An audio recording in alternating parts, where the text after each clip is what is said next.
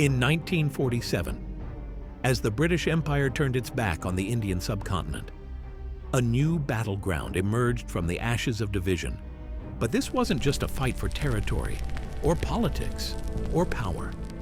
This was a war for the soul of a land called Kashmir, a paradise, transformed into a powder keg. Do you know why this heaven became a war zone? In 1947, British India was torn apart, literally and figuratively, in a hasty, bloody partition. Two new nations emerged, India and Pakistan. The division was supposed to follow religious lines, Hindu-majority regions to India, Muslim-majority regions to Pakistan. But what about the princely states? There were 562 of them, semi-autonomous kingdoms ruled by local monarchs, and they were given a choice: join India, join Pakistan, or remain independent. Among these, one state stood out like a geopolitical powder keg: Jammu and Kashmir. Why? Because its ruler was a Hindu, Maharaja Hari Singh.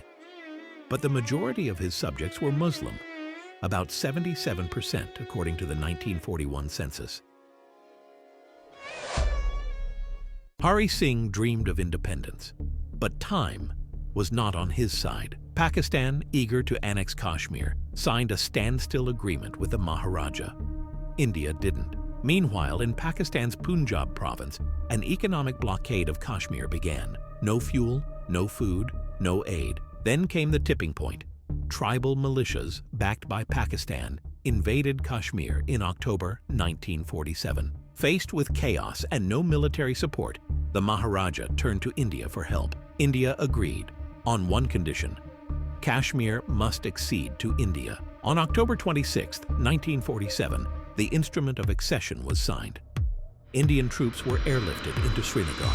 The war, the first Indo-Pakistani War, had officially begun. The war raged for over a year. By January 1949, a UN-brokered ceasefire was in place.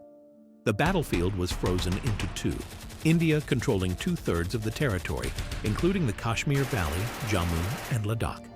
Pakistan held the remaining third, now known as Azad Kashmir, and Gilgit-Baltistan.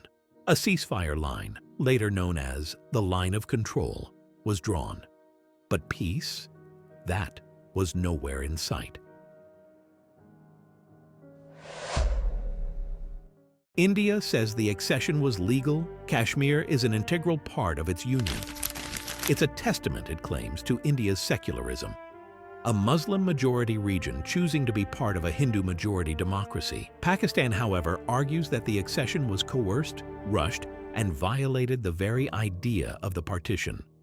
It calls Kashmir the unfinished business of partition, demanding a plebiscite, a vote by Kashmiris to decide their future. A promise once echoed by the UN, but never fulfilled. But lost in these competing claims is the voice that matters most. The voice of the Kashmiri people. Many Kashmiris want something different. Not India, not Pakistan, but independence.